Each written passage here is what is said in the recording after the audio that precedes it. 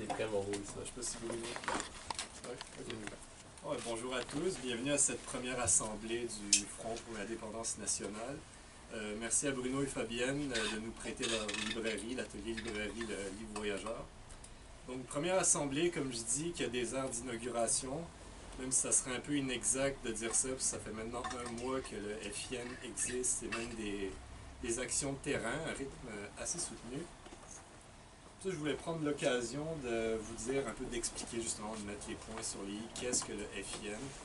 Je pourrais dire qu'à sa fondation, au final, c'est juste une poignée de gars avec un haut quota de travailleurs industriels qui avaient comme projet de lier lutte sociale et lutte nationale.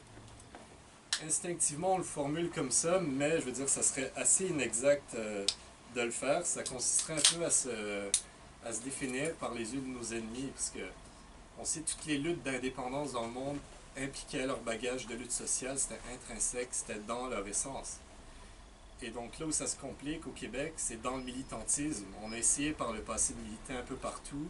Ça a donné qu'on s'est éparpillé dans des multitudes d'organisations, toutes plus spécialisées les unes que les autres dans leurs revendications particulières. Et cet état d'éparpillement profite à nos adversaires, et même à du monde qu'on pense un peu plus proche que nous, comme les partis politiques qui depuis des années ont le monopole de la question souverainiste. Donc en y réfléchissant, nous on a inversé la problématique, on s'est dit on ne dira plus qu'on lie lutte sociale et nationale, on s'attaque à des gens qui ont fait carrière à délier le social et le national. Bon, je crois que je vais pas aller plus loin encore. Vous voyez, on a deux invités aujourd'hui qui vont nous parler amplement de ça, puis je crois que avec les élections qui viennent de se passer, on a amplement le temps de détailler ça, justement, de faire la critique des partis qui ont le monopole de l'indépendance, de critiquer un peu toute l'idéologie de la convergence strictement statistique, strictement parlementaire. Bonjour. On aura le temps en masse de critiquer ça, justement, d'imaginer, de développer des perspectives d'action de terrain, de reprendre de la lutte sur le terrain, de réussir à se réancrer dans un héritage, parce que le FIN s'est basé là-dessus aussi, sur toute la critique du renouveau du mouvement indépendantiste, cette idéologie un peu qui couvre le statu quo. Puis moi, personnellement, chaque fois qu'on m'a parlé de renouveau, c'était à la veille d'un sabordage. Chaque fois qu'on m'a imposé le renouveau, c'était avec des pratiques politiques les plus conservatrices et les plus classiques. Donc nous, on jette ça un peu à la poubelle, puis on dit on se réancre dans un héritage. On le dit dans notre manifeste, c'est du RIN au RRQ. Puis justement, on essaie de lier non seulement notre lutte à un héritage, mais on essaie de lier l'action militante et intellectuelle pour produire cet héritage. Parce que c'est pas là à nous attendre comme ça. C'est un travail à faire de terrain et intellectuel. Fait que sans plus, je laisse la parole à nos invités. Bien, merci. Mon nom, c'est Marc-André Cyr. Je suis chargé de cours, auteur, militant et je suis pour quoi d'autre. Pas très important. Vous allez me connaître en m'écoutant. Hein?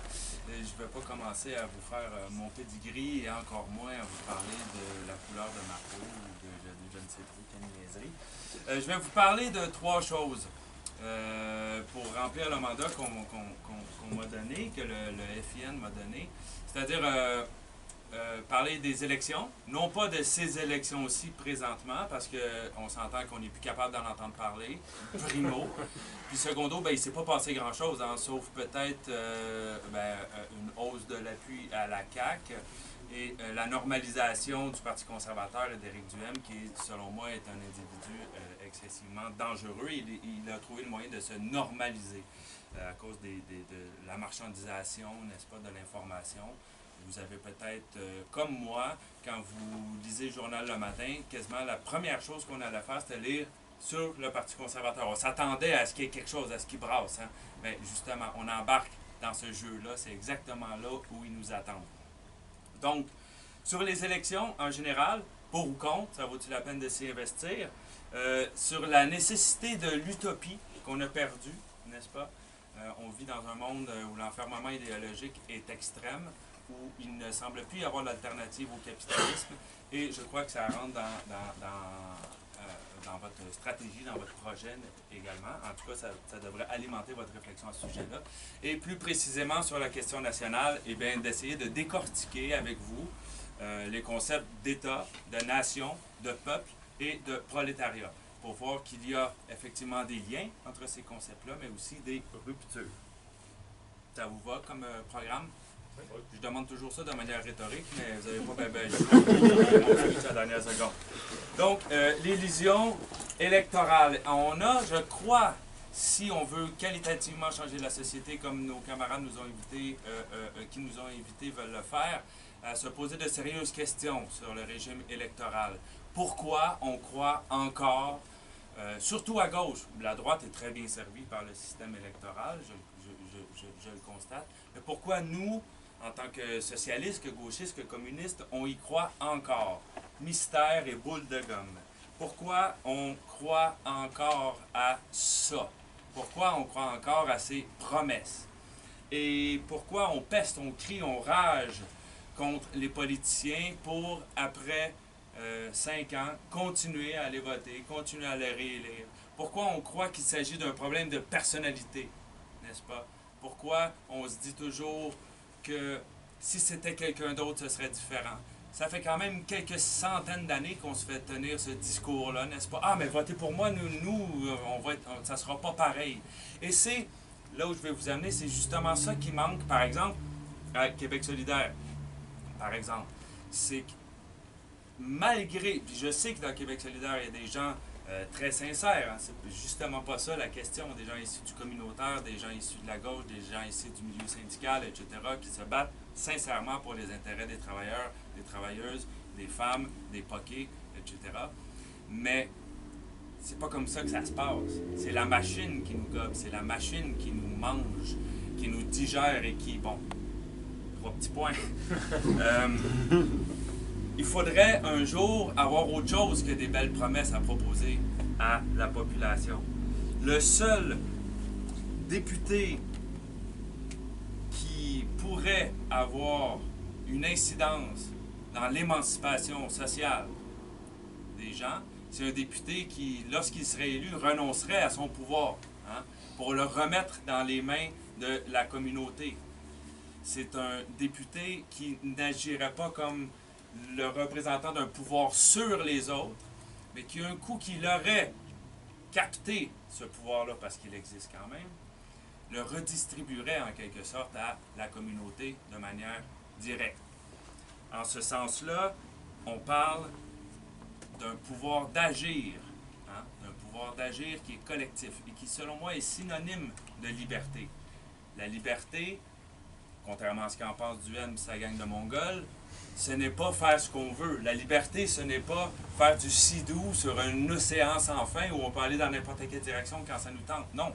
La liberté, elle est liée matériellement à la communauté dans laquelle on vit. Donc, si je suis dans une communauté qui est libre, je suis libre. Il faut que j'aie une prise sur le pouvoir qui est exercé en mon nom. Ça ne veut pas dire que ma communauté va toujours être en phase directement avec ce que je pense de manière identique, mais ça veut dire que je vais avoir une prise sur cette décision-là.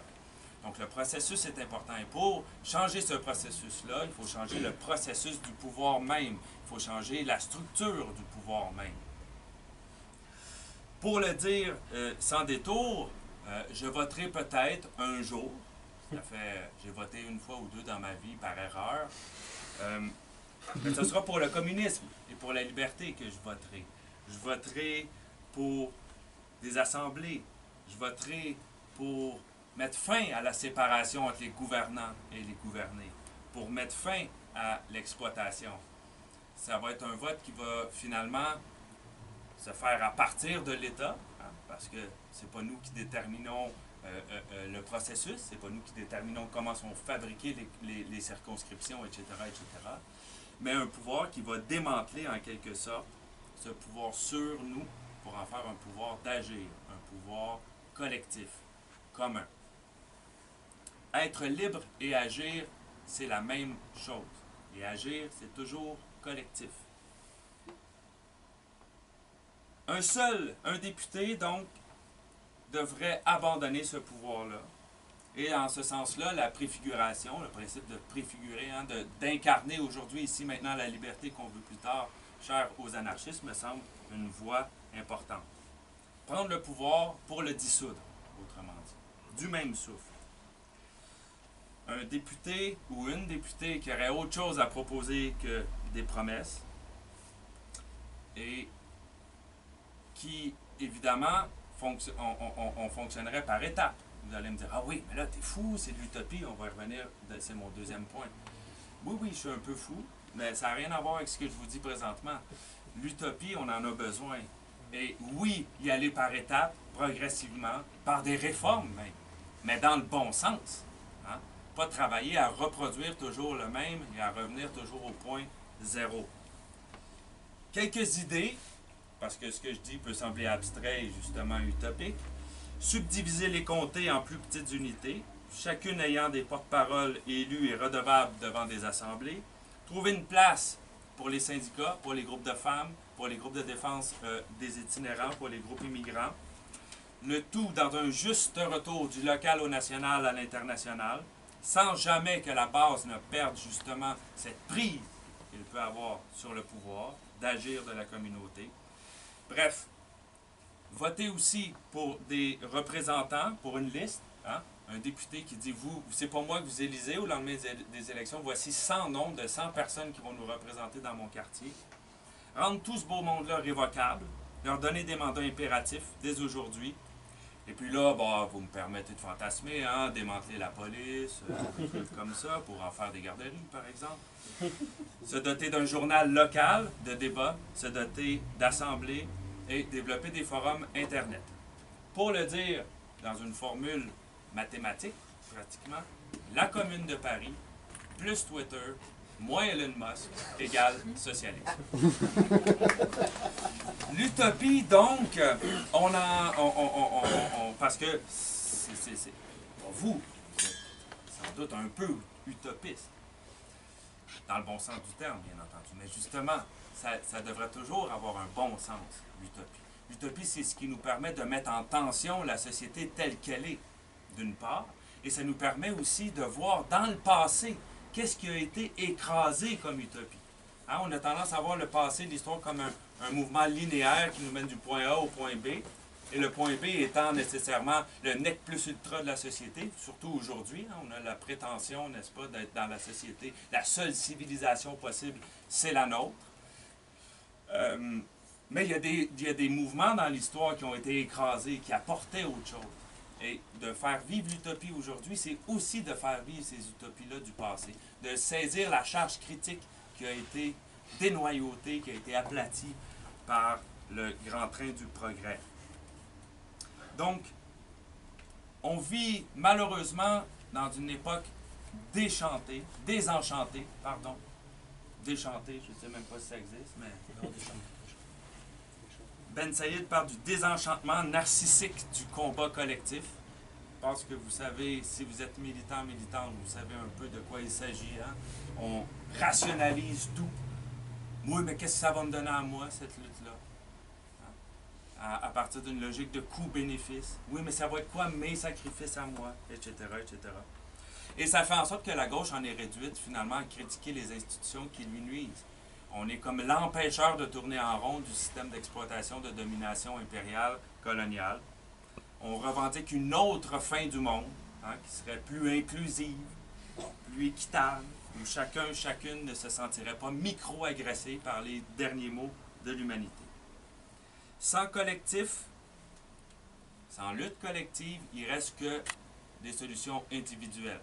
Vous les connaissez encore une fois, vous y participez de plein gré comme moi. Hein? Compostage, recyclage, manger éthique, pas utiliser de gros mots envers les gens, véganisme, langage policé, vivre de manière éthique et responsable.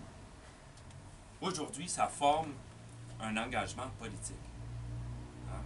Et si vous faites ça, si vous êtes vegan, végé de la patente, que vous recyclez, que vous faites du compostage, que vous avez zéro déchet, puis que de temps en temps vous allez sur Twitter, Facebook chialer, ben vous avez l'impression de faire de la politique. Et si vous ajoutez à ça un peu d'implication dans votre syndicat, ou dans votre asso étudiante, ou dans votre coop, ah ben là, vous êtes un militant, n'est-ce pas? On est un petit peu loin, je parlais du Front de libération nationale corse tantôt, on est un petit peu loin de l'engagement qu'ont fait ces hommes et ces femmes-là par le passé. Comme si on n'avait pas besoin d'utopie. On en a besoin plus que jamais. Il y a une noire utopie hein, qui nous harasse. Et elle, les synonymes pratiquement d'apocalypse, n'est-ce pas? Hein? Ou de la fin du vivre ensemble tel qu'on le connaît. Sauver le monde de la déchéance. Sauver la beauté du monde. N'est-ce pas là la plus belle des utopies pour nous? Qui s'impose littéralement à nous. Parce qu'on ne va pas dépolluer nos rivières avec des gestes individuels. On ne va pas gérer les déchets nucléaires en faisant du DIY chacun dans son petit coin. Non. Ça nous prend une nouvelle utopie. On ne va pas soigner quelques centaines de millions d'enfants malades en faisant du compostage et du recyclage. Puis en donnant 20, 30, 50 pièces à Oxfam à l'occasion. Le réchauffement de la planète, pour le stopper, ça nous prend une utopie. Sinon, on est cuit. Parce que sinon, on se retrouve à dire aux gens, et c'est sorti pendant la campagne électorale aussi, on va demander aux gens de faire des sacrifices. C'est pas gagnant, ça, comme discours. Puis c'est pas juste que c'est pas gagnant, c'est d'assumer la défaite avant même qu'on ait commencé à se battre. Non, on peut avoir une vie meilleure. On peut sauver le monde et se sauver soi-même. Les travailleurs, il ne faut pas leur dire « tu vas être obligé de faire des sacrifices ». Il faut leur dire « non, tu vas avoir une meilleure vie sous le socialisme ou sous l'indépendance républicaine socialiste du Québec, que vous voulez la défendre. Il n'y aura plus d'exploitation, il n'y aura plus de culture médiocre comme celle qu'on connaît. Tu vas avoir du temps pour voir ta famille. Tu vas avoir du... Oui, tu vas travailler, mais pour faire des choses belles. Tu vas faire du bel ouvrage. Tu ne vas pas travailler pour un Christ de boss qui te pousse dans le cul pour faire des choses parfaitement inutiles, jetables. N'est-ce pas? Il y a... bon pour la cause, c'est le nom m'échappe. Qui est la décroissance, là? Godbout, c'est ça? Voilà, ça va me revenir, excusez-moi, mais il nous dit en fait l'obsolescence programmée, par exemple. De mettre fin à ça, ça signifie littéralement de se doter d'un nouveau mode de vie. C'est la production de l'argent pour l'argent, la production de valeurs abstraites à laquelle il faut mettre fin. Si vous voyez, on a des téléphones cellulaires, on a des... C'est correct, il ne faut pas virer fou, il ne faut pas devenir primitiviste. Mais l'ordinateur que j'ai, mon laptop, là, eh bien, je peux y être attaché. Puis c'est pas de la maladie mentale. C'est de la maladie mentale si j'y suis attaché puis que je le crisse au vidange dès qu'il y a un nouveau modèle qui apparaît. Mais peut-être que j'ai fait des efforts pour m'acheter mon téléphone, n'est-ce pas? Peut-être que j'ai eu des conversations avec ma blonde quand elle était en voyage. Peut-être que j'ai des photos. On les perd, nos photos, n'est-ce pas? Quand on change de téléphone, c'est complètement hallucinant. On peut avoir un attachement aux objets, n'est-ce pas? Un genre de fétichisme positif qui fait en sorte qu'au lieu de tout sacrer au vidange, bien, on en prend soin des choses parce que c'est des travailleurs, des travailleuses qui les ont fabriquées. Puis que nous-mêmes, pour se les payer, pour y avoir accès, on a fait des sacrifices. Vous avez peut-être écrit un beau roman ou de belles lettres d'amour avec votre laptop. C'est normal d'y être attaché. Alors on le répare, n'est-ce pas? On ne le met pas au vidange comme ça, comme la dernière paire de chaussettes. Donc, on a besoin d'une nouvelle utopie qui va nous permettre de sortir de cet enfermement-là. L'utopie, c'est un outil essentiel. Elle nous permet de voir par-delà l'enfermement du présent, de voir de relever la tête finalement, et de voir que l'horizon peut être beaucoup plus loin que ce qu'on pensait. Maintenant, mon dernier point, État-nation, peuple et prolétariat. En fait, c'est avec cet outil utopique-là que je vous propose de réfléchir à ces trois concepts-là, justement. Non pas en faisant table rase, ce qui est d'abord impossible et dangereux, même, mais en réfléchissant à ce que pourrait être le peuple québécois, ce que pourrait être la société québécoise. Pas seulement s'enfermer dans ce qu'elle est présentement, mais voir par-delà. La nation, d'abord. Le concept de nation n'a pas, chez moi, de sympathie. C'est une construction bourgeoise, inventée autour d'un autre concept qui n'a pas ma sympathie, celui d'État. Celui qui est fondé sur la division entre gouvernants et gouvernés, qui est fondé sur des frontières, la plupart du temps arbitraires, gagnées par la force des armes. Et la nation, qu'elle se fonde sur la culture, sur l'ethnie ou sur le sens civique ou le civisme ou l'adresse qu'on peut avoir simplement, comme le veulent les libéraux et les néolibéraux, hein, appartenir à une nation, ça ne signifie rien, hein, c'est juste avoir le bon code postal, puis tu es Québécois ou tu es Canadien. Eh bien, cette nation, elle solidarise verticalement les gens. Elle vient mettre en relation quelques bourgeois d'Outremont avec les sans-abri du centre-sud. Tout ce beau monde-là est québécois. Elle vient solidariser Michel Chartrand et ses geôliers, le chien de garde de Duplessis. Elle vient solidariser Denis Vanier, poète, un tantinet rebelle, et la police de Montréal. Elle vient solidariser Mélanie Joly et Éric Martin. Il n'y a pas de critères objectifs pour déterminer ce qu'est une nation. Elle ne se fonde pas cependant sur le vide. C'est là où je rejoins, je pense, nos amis du FIN. Toute construction nationale se fait sur un matériel. Ce matériel-là, c'est le peuple. La nation, pour le dire en une image, elle vient asseoir son gros derrière sur le peuple. Elle agit comme une couche, n'est-ce pas, symbolique qui vient solidariser la hiérarchie. Mais le peuple, il a une notion prescriptive. Hein? On est un peuple quand on décide de l'être, et on se donne la définition qu'on veut se donner, mais il a aussi une définition objective. Il a une culture, il a une langue, voire des cultures, voire des langues, des coutumes, etc., etc. Le peuple, concept beaucoup plus intéressant, qui reste à définir de manière justement prescriptive. Il faut subjectivement déterminer ce qu'on veut entendre et ce qu'on veut comme peuple. Non pas prendre le peuple tel qu'il est présentement. Le peuple tel qu'il est présentement, le peuple québécois par exemple, il est traversé d'une culture de soumission. Il est traversé d'une culture américaine. Il est traversé de larbinisme, de conservatisme au sens négatif. Il est traversé d'aliénation, finalement. Le peuple a été construit par la nation, par l'État. C'est donc une force étrangère, en quelque sorte, qui vient le tenir en laisse. Et cette construction du peuple comme identité nationale, elle est excessivement violente. Et vous allez voir le lien avec l'utopie, que je disais qu'elle était un outil critique pour comprendre le passé. La nation, elle se construit, elle confond son récit avec celui du progrès. Elle est très téléologique. Hein. Si nous sommes arrivés ici aujourd'hui, c'est parce que dans le passé, ça devait nécessairement se passer comme ça. Donc, il y a tout un paquet d'identités, de possibles qui sont écrasés sur cette identité québécoise-là. On oublie, par exemple, les Micmacs francophones catholiques. On oublie les Acadiens métissés. On oublie qu'il y a des anglophones qui se sont fondus dans la nation québécoise, des Irlandais. On oublie aussi que nos ancêtres, quoi qu'en pense Bock-Côté et les amis conservateurs, ne sont pas de la grande France, n'est-ce pas? Comme ils parlent comme la France, comme De Gaulle. C'est pas la France, c'est la France!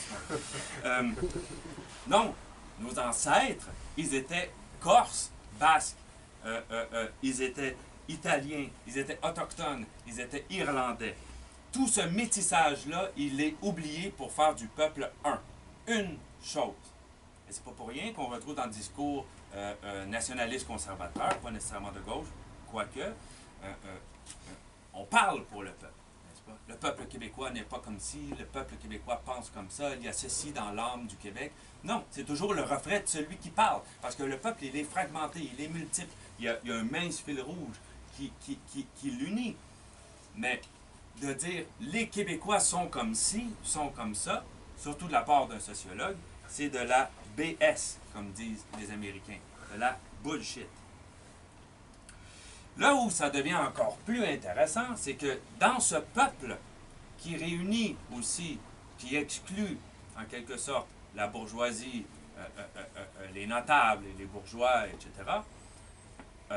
inclut quand même la petite bourgeoisie et inclut quand même des gens qui sont très attachés à la nation, qu'elle soit canadienne ou québécoise, et qui ne voudront jamais transformer leur société, se transformer eux-mêmes et transformer la société du même souffle.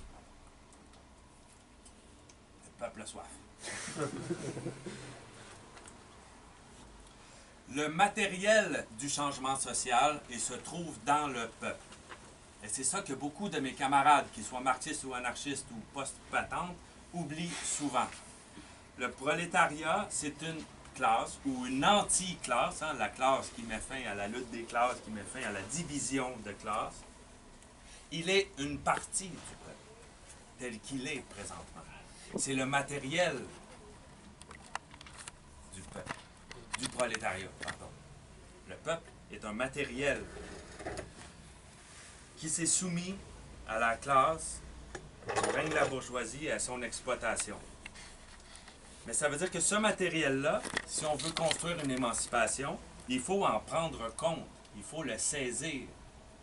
Il faut saisir que ce peuple-là, il a effectivement une culture, une langue, un passé, des symboles qui l'unissent, comme les drapeaux qu'on voit en arrière, qu'il a, lui aussi, une certaine identité, n'est-ce pas? Mais il faut la construire, cette identité-là, pour qu'elle soit subversive. Les nationalistes bourgeois vont ramasser toutes les billes, hein, n'est-ce pas? Comme je vous ai dit tantôt, pour eux, Duplessis, Chartrand, le FLQ, les étudiants en colère, comme les bœufs qui tapent dessus, c'est tout ça la nation québécoise.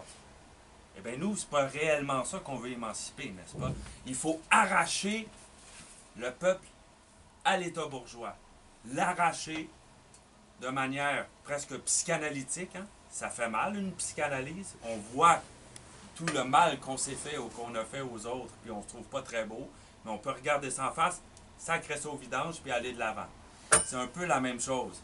Arracher le peuple à sa bourgeoisie qui le domine, qui participe au régime néocolonial canadien, qui participe à l'impérialisme américain. Donc, il ne faut pas prendre le peuple et tenter tel quel de l'émanciper. Il faut l'arracher à lui-même, en quelque sorte. Le peuple, tel qu'il est, comme je l'ai dit, est traversé d'aliénation, de soumission, de larbinisme, mais c'est juste à partir de lui qu'on peut faire quelque chose, n'est-ce pas? Il faut en tenir compte. On ne peut pas repartir à zéro. Il faut en quelque sorte conserver ce qu'il y a de beau chez le peuple. Léa Robach, Michel Chartrand, les luttes qu'ils et elles ont menées, l'humour québécois aussi, quelque chose qui nous distingue, c'est peut-être ça. Si tu cherches un Québécois dans une salle d'attente, le premier qui fait une joke, c'est des bonnes chances de faire une ça en est presque fatigant. Je crois en ce sens que les luttes de libération nationale par le passé indiquent bien le chemin à suivre, n'est-ce pas? Pas de pacte avec l'élite coloniale ou néocoloniale, pas de pacte avec la bourgeoisie n'est possible. On va juste reproduire la même domination, le même modèle, parfois même empire. Il faut saisir ce qu'il y a dans le peuple qui nous permette d'en finir avec les rapports de domination. Et ça, c'est le prolétariat. Grand mot, qui vieillit très mal, j'en conviens. Il faut donc nier l'exploitation, la domination, la servitude, conserver ce que le peuple a de beau à offrir et dépasser le tout vers un horizon utopique. Et comme diraient les Basques, la lutte et le chemin. Voilà.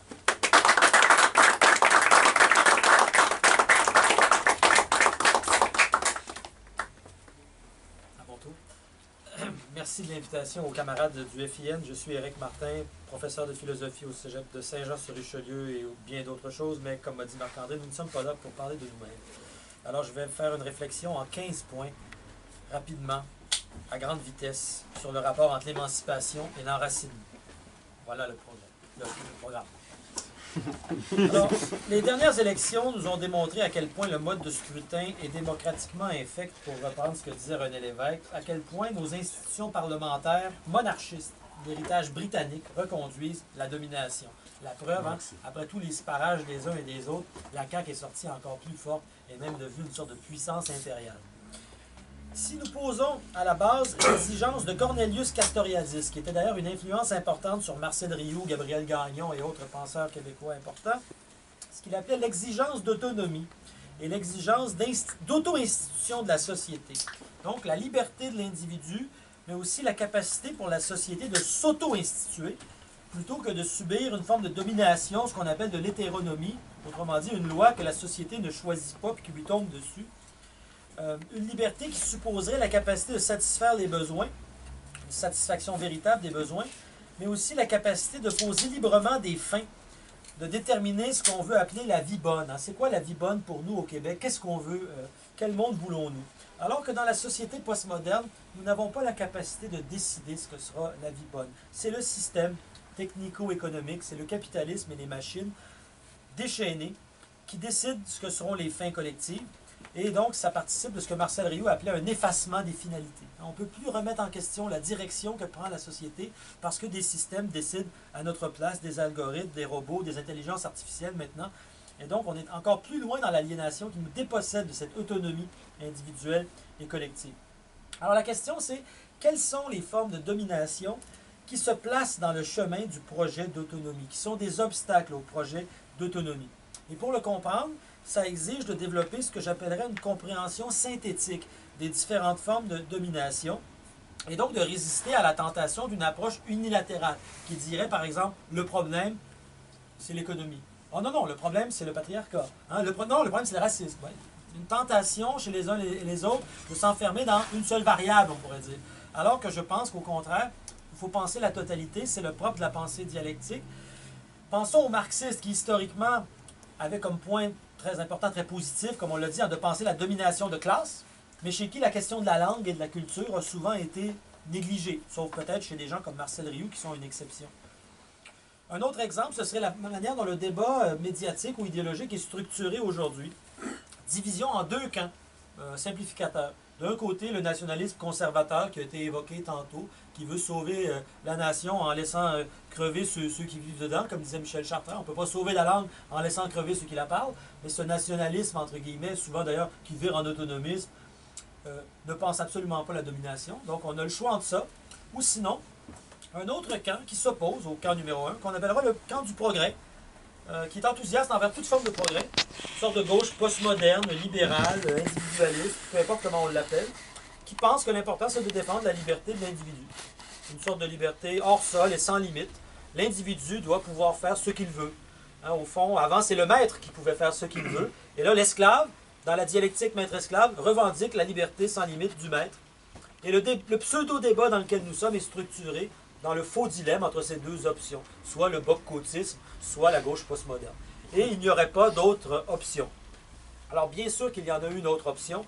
D'ailleurs, toute la tradition indépendantiste et socialiste s'évertue à dire qu'on ne peut pas séparer ces deux questions. C'était dit au début, on ne peut pas délier. Il y en a qui travaillent activement à le faire, hein, mais on ne peut pas délier la question sociale de la question nationale parce que ce sont deux termes inséparables.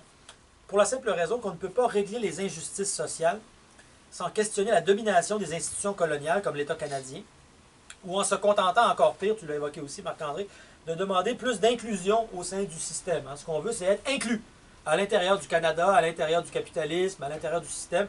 On veut une société inclusive, alors que bien sûr, c'est toute cette société qui doit être changée.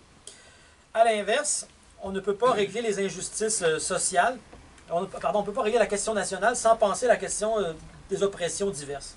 C'est quelque chose que Parti pris ou le Front de libération des femmes, le FLF, avait bien compris en voulant faire une sorte de synthèse. Socialisme, indépendance, laïcité, féminisme dans le cas du FLF. La tentative d'additionner les oppressions dans une synthèse. Il me semble que là, on avait quelque chose de beaucoup plus intéressant que ce que nous avons aujourd'hui, où tout est séparé. Là, on voulait penser la synthèse. Bien sûr, les nouveaux mouvements sociaux, à l'époque, on disait ça dans les années 70, les mouvements post-matérialistes ont apporté des choses importantes. L'écologie, le féminisme, le racisme. Aujourd'hui, on parle aussi beaucoup du colonialisme, de la question autochtone. Alors, ce sont des apports extrêmement importants. Mais on ne peut pas penser ces questions-là en les détachant de la critique de l'économie politique de Marx, de la théorisation sur ce que c'est que le mode de production capitaliste, et encore moins de la reconnaissance de l'existence de la société concrète et de la culture. Et les problèmes commencent quand on procède à ce genre de séparation. Ce à quoi il faut ajouter, Marc-André l'a évoqué aussi, une critique du parlementarisme et de l'électoralisme, une critique de l'État, de l'étatisme centralisateur, qui ne sont souvent pas problématisés, soit par la gauche réformiste électoraliste, qui ne remet pas en question ni les élections, ni l'État, ni le parlementarisme, s'enferme à l'intérieur de la bulle du parlementarisme, ou encore chez certains marxistes qui voulaient reprendre l'appareil d'État tel quel. Bien sûr, là, je parle d'une critique libertaire de l'État. On pourrait penser, par exemple, à la théorie de l'écologie sociale, au communalisme, au municipalisme libertaire de Murray Bookchin, aussi à certaines formes d'écoféminisme politique, qui nous disent que nous ne pourrons pas régler la domination dans la société sans penser à une forme de décentralisation de la société, une forme d'autogestion démocratique, économique, politique au niveau local, dans le quartier, le village, la municipalité. Marcel Rioux aussi, c'était ça, un socialisme autogestionnaire dans les villages du Québec. Parce que la question écologique, qui est une forme de domination, c'est la domination humaine sur la nature, en tout cas la domination de certaines classes qui imposent une domination sur la nature pour les impératifs de l'accumulation, disons-le comme ça, des Elon Musk et compagnie, là. Cette domination humaine sur la nature ne pourra pas être réglée sans remise en question des formes de domination à l'intérieur de la société. C'est la thèse de Bookchin. La domination écologique a pour origine la domination sociale. Et l'État fait partie des appareils de domination sociale qui doivent être remis en question. C'est pourquoi je pense que l'auto-organisation au niveau local, en évitant le piège du parlementarisme, est très importante. Parce que qu'est-ce que c'est au fond le parlementarisme? On l'a dit aussi tantôt, hein, on se rejoint, on ne s'est pas parlé, mais on se rejoint. C'est donner à un député, même s'il est gentil, là, souvent, ils ne le sont pas. Ils sont recrutés dans la classe dominante, avocats, médecins, etc. Mais souvent, ils peuvent être gentils aussi. Ce n'est pas la question, ce n'est pas la personne qui compte. C'est qu'on délègue à cette personne un pouvoir, puis on ne la revoit pas pendant 4 ans, à ce qu'on appelle des ministrables. C'est des gens qui sont des sortes de vedettes. Puis les autres travaillent pour propulser cette personne. Ça lui fait une belle carrière. On peut penser à Stephen Guilbeault, par exemple, qui bien sûr ne sauvera pas l'écologie, mais va au moins sauver sa propre carrière. Ça va l'avantager individuellement d'être allé au Parti libéral, mais tout le monde sait bien que c'est une farce. Donc, ces gens-là vont simplement reproduire l'hégémonie dominante en donnant l'impression qu'elle est légitime parce qu'elle a été le résultat d'un processus de consultation. Alors que, bien sûr, hein, le mode de scrutin et puis tout le bazar ne sert qu'à reproduire l'hégémonie, souvent sous la forme d'un bipartisme, que ce soit ici aux États-Unis, en France. Hein, au fond, tous les Français disent actuellement on vote contre quelqu'un et pas pour quelqu'un. Hein, on vote pour bloquer le pénisme. Et donc, personne ne veut vraiment de Macron, mais finalement, on est pris avec quand même. Et donc, le résultat de cette patente, c'est qu'on se retrouve partout avec des oligarchies néolibérales, partout dans le monde, ou voire pire, hein, le post-fascisme qui est revenu au pouvoir en Italie la semaine dernière, est assez effrayant. Alors nous, ici au Québec, nous avons donc la CAQ. Qu'est-ce que c'est? Une oligarchie néolibérale, vaguement autonomiste, qui flirte avec un populisme anti-immigration. L'immigration, c'est suicidaire, ce genre de choses. Après des décennies de règne d'une oligarchie fédéraliste, nous avons tout simplement remplacé cette oligarchie fédéraliste par une oligarchie populiste de droite, vaguement autonomiste et vaguement raciste. Bon. Alors, est-ce qu'on va attendre, encore une fois, les prochaines élections pour que les choses changent? C'est Thoreau lui-même qui disait que, à l'époque, là, si vous voulez abolir l'esclavage, attendez pas après les élections, ça va être beaucoup trop long. Hein? Thoreau disait qu'il faut agir tout de suite et non pas attendre de s'en remettre au mécanisme électoral. Dans toute cette utopie, pour reprendre le terme de mon camarade, la question de l'éducation politique sera cruciale. Beaucoup des concitoyens et concitoyennes que nous avons sont désintéressés de la politique et on les comprend hein, de s'en détacher parce qu'il y a un cynisme compréhensible quand on voit, au fond, ce jeu qui finalement met au pouvoir des gens qui sont toujours semblables et qui nous trahissent constamment, ou alors des gens sympathiques mais qui n'arrivent à aucun pouvoir réel parce qu'ils sont marginalisés dans le système. Donc, beaucoup de nos concitoyens et concitoyennes sont désintéressés de la chose politique ou encore ne comprennent pas leur position dans le système politique. Hein. J'ai moi-même parlé à des travailleurs-travailleuses en grève l'an dernier dans une entreprise québécoise et je leur disais, au fond, hein, ce qui vous arrive, c'est à cause de la mondialisation néolibérale. Et ils m'ont dit, c'est quoi ça? Personne n'avait jamais pris la peine, ni dans leur syndicat, ni ailleurs, de leur expliquer leur position dans le système. On se rappellera la fameuse scène dans le documentaire, je me souviens plus, c'est dans 24 heures ou plus, où à la fin, il y a un économiste qui parle avec un ouvrier, puis il lui indique sa position dans l'entreprise multinationale où il travaille. Et le type, pour la première fois, prend conscience de où il est situé. C'est fondamental, ce genre de choses, de savoir où je suis situé dans le système de la production internationale, etc. Et bien sûr, bon, je disais, les gens n'ont plus confiance envers les politiciens, etc. Donc, il y aura tout un travail de pédagogie, au sens où l'aurait dit un Paulo Freire, pour se redonner au niveau local, d'abord, les outils de la compréhension, les outils de la conscience de notre propre situation, ce qui est le préalable essentiel à toute action. Vous aurez compris que dans une perspective comme celle de Paulo Freire, on est totalement à l'opposé de la capture ou de la captation ou de la confiscation du pouvoir par des élites ministrables. Hein, l'idée n'est pas que la ville de Saint-Hyacinthe mette tous ses efforts à faire... ou Saint-Hyacinthe, peu importe, je ne peux pas attaquer Simon-Pierre, je le connais, là, mais j'ai pris Saint-Hyacinthe comme ça. Que la ville de Saint-Hyacinthe, d'Actonville ou de peu importe quelle ville, Gaspésie, peu importe, que toute la ville se réunisse pour propulser un seul individu dans les hautes sphères du pouvoir, puis qu'après ça, les autres soient laissés dans un nuage de poussière derrière. Au contraire, l'idée, c'est un outillage pédagogique de ces gens-là pour qu'ils puissent se saisir de la chose politique, non pas une fois par 4 ans pour aller poser des pancartes, mais pour qu'ils soient saisis de la chose politique constamment. L'idée, c'est pas de consulter les gens, c'est qu'ils soient décisionnels. Mais pour qu'ils soient décisionnels, il y a un préalable qui est l'éducation politique. De toute façon, Bookchin disait, quand on ouvre des assemblées populaires, à un moment donné, elles ont un effet pédagogique, parce que plus les gens participent à ça, plus ils se sentent concernés, plus ils ont l'impression que ça fait une différence lorsqu'ils s'impliquent. Et à ce moment-là, ça a un effet positif sur leur propre éducation politique, sur celle de leurs enfants également. Hein? Au fond, on les déséduque de ce qu'il y a actuellement, qui est la confiscation de la chose politique par une minorité, et on reprend au fond le contrôle populaire de la politique. Bon. Il faut ajouter aussi que ce développement de la conscience de l'oppression ne peut pas se faire à partir d'une conception abstraite, ce que j'appelle la liberté abstraite. La liberté abstraite de l'individu qui flotterait au-dessus de la société, hein, comme le pensent les postmodernes. Ou encore, la classe, comme certains marxistes l'ont pensé, d'un prolétariat international qui flotterait au-dessus des sociétés concrètes. Je parle à partir d'une conception enracinée de la liberté. Dans le langage de Castoriadis, l'autonomie et l'auto-institution ne s'exercent pas hors sol, mais dans le tissu d'une société concrète, dans ce que Michel Freytag appelait le symbolique, ou ce que Marcel Rioux appelait la culture. Ce que Cornelius Castoriadis appelle le social historique. Il y a une grande différence lorsqu'on pense l'émancipation à partir d'un universel abstrait versus la reconnaissance du fait qu'on appartient à une société qui est une totalité, un universel concret, pour reprendre un terme qui vient de Hegel mais qui était cher à Michel Freytag, un universel concret, hein, alors qu'aujourd'hui nous vivons dans ce que Freytag appelait l'oubli de la société. On a tendance à oublier qu'on vit dans des sociétés. Jacques Généreux parle de la dissociété, où on est justement fragmenté, segmenté. Or, comme le disait André Ferretti, qui malheureusement nous a quittés la semaine dernière, la mondialisation travaille justement à la destruction de ces sociétés concrètes, pour qu'il ne reste plus qu'un individu délié, détaché, hors sol, renvoyé au fond à quoi? À son sentiment de lui-même tautologique, par lequel il prétend se fonder parce qu'il le ressent. Et cet individu autofondé est le complément parfait d'une société qui est gouvernée par des systèmes cybernétiques, par un capitalisme cybernétique international. Le système international marche tout seul. Il est indifférent, comme le disait Gilles Gagné, sociologue, au fait que l'individu, finalement, peut revendiquer bien ce qu'il veut. Vous pouvez être ce que vous voulez. Parce que du point de vue du système, ce n'est d'aucune conséquence.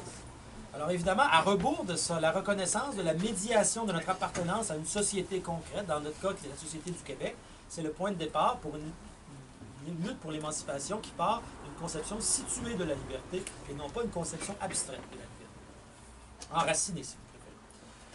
C'est pourquoi la lutte pour la liberté, ce sera mon dernier point, contrairement à ce qu'on entend trop souvent dans notre société postmoderne, ne peut pas être conçue comme un arrachement à l'objectivité sociale. Et d'ailleurs, ce principe est vrai en toute matière. Pierre Vadeboncoeur disait « La liberté, ce n'est pas un arrachement, c'est une adhésion. » La liberté ne se conquiert pas contre l'esprit objectif ou l'objectivité de la société, mais à l'intérieur d'un monde commun, au milieu des liens constitués par ce monde commun. Sans enracinement, la liberté qui prétend se tenir sur elle-même, lorsqu'elle ne peut se raccrocher à aucune forme d'objectivité sociale, disait Hegel, va s'effondrer en poussière. Une liberté qui n'appartient à rien, elle s'effondre en poussière. Elle ne peut pas se tenir par elle-même.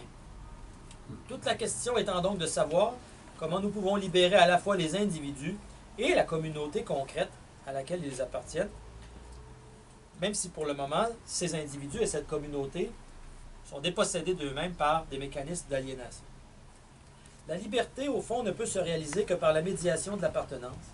Et à l'inverse, l'appartenance véritable ne passe pas par la domination ou l'aliénation, mais par la médiation de la liberté. Pour paraphraser Miron le Magnifique, la liberté, ce n'est pas recommencer à zéro. C'est pas parler. La liberté, ce n'est pas de recommencer à zéro, c'est d'entrer là où nous sommes déjà. Merci.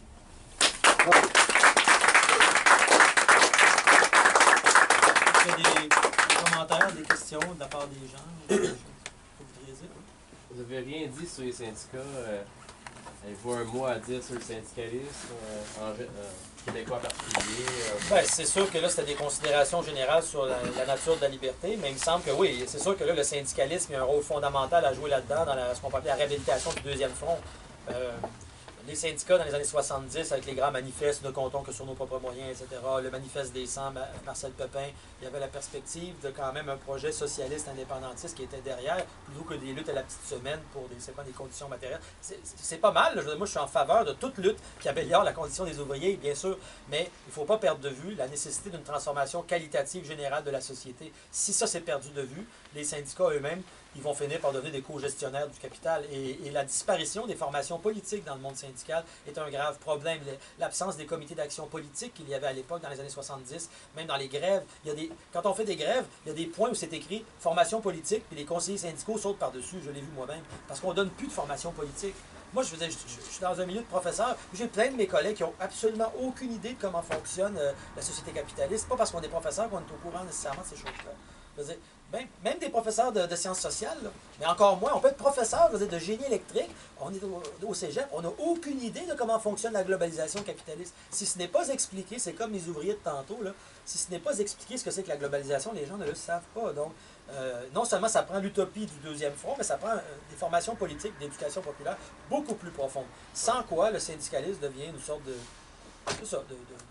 corporatisme co-gestionnaire du capital.